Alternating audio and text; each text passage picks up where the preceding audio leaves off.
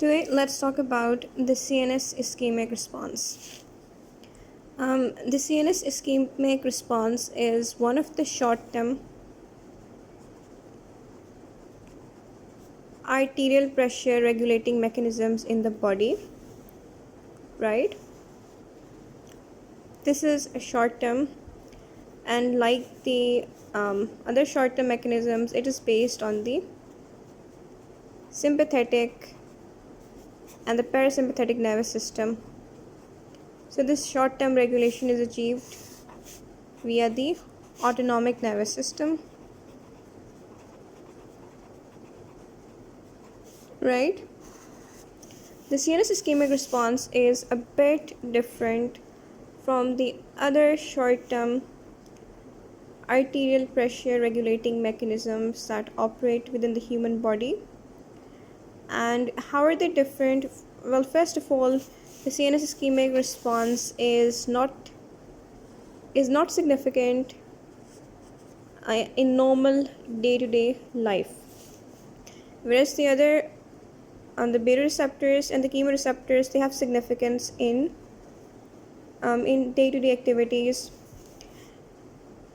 because they kind of prevent pressure changes that would otherwise take place by normal day-to-day actions like sitting down or standing up suddenly, eating.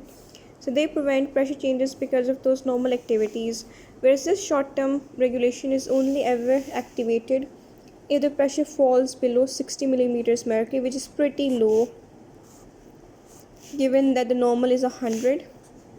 So this is only activated under emergency situations.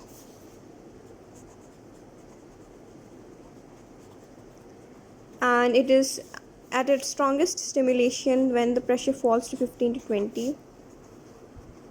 So this is the reason that this is known as the last ditch stand of the body when the arterial pressure has fallen this low. So what causes its stimulation, and where is this located? Right. In another way, the CNS ischemic response is different from the other short-term arterial pressure regulating mechanisms that operate in the body, is that it is not located in the peripheral circulation, whereas the baroreceptors and the chemoreceptors, they are located in the peripheral circulation. CNS ischemic response as such doesn't have that of a receptor like the baroreceptors.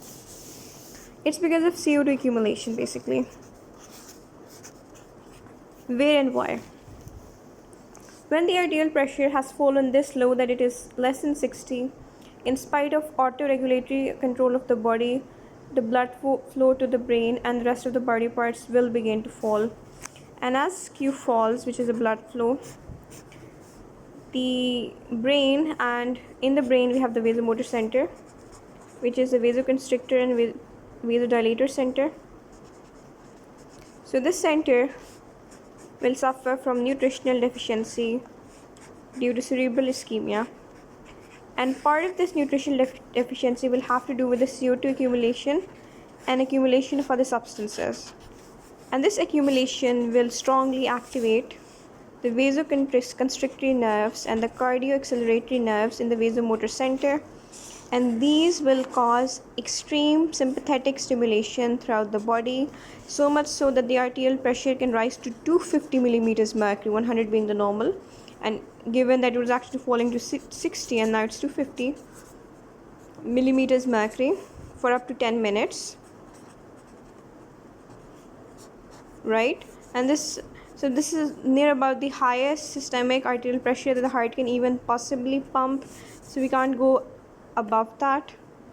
So this is actually all really important. So now there is another kind of subtype of this CNS ischemic response known as the Cushing reaction. It's basically a defense mechanism.